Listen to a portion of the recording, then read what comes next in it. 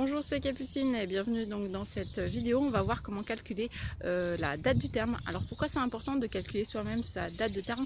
Parce que en fait, si on fait un dépassement de terme dans l'accouchement, eh ben, on va augmenter les risques de médicalisation, on va augmenter les risques de déclenchement et on sait que ça augmente les risques de césarienne, etc. etc. Donc c'est important de savoir un petit peu près la date de terme. Et pourquoi le faire soi-même? Parce que le calcul aujourd'hui, il est fait, ils estiment que vous avez une ovulation autour du 14e jour. Donc on prend votre date de dernière règle et ensuite on fait une estimation avec la taille du fœtus. Mais bon, ça peut varier en fonction de la taille des femmes et la taille des bébés qu'ils vont faire.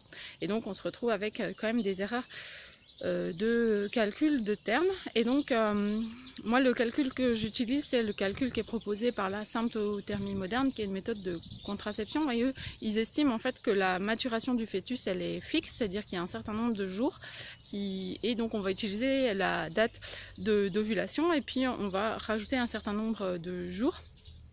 Et pour l'instant, moi j'ai toujours été plus juste que l'échographe. Alors non, on n'est pas obligé de connaître sa date d'ovulation pour calculer avec ce système. Ça sera un petit peu moins juste, mais on peut déjà faire des estimations. Donc après, moi, ce que je me base en fonction de les femmes, si elles ont eu des cycles plutôt courts ou des cycles longs. Et donc, pour avoir à peu près la date d'ovulation. Et puis des fois, il y a des femmes, elles savent en fait. Le conjoint, il est parti 3 jours en déplacement. À ce moment-là, là, c'était pas possible. Donc en fait, j'essaie de prendre le maximum d'informations sur le cycle de conception et puis en fonction de ça, on fait cette estimation. Et donc le calcul normalement, il est de 266 jours après le jour après l'ovulation en fait. Donc on peut faire 267 jours en fait depuis la date de conception et on aura à peu près un chiffre qui est plutôt juste. Voilà. Et donc, je vous encourage vraiment à faire ce calcul parce que c'est vraiment des choses qui sont justes. Et puis voilà.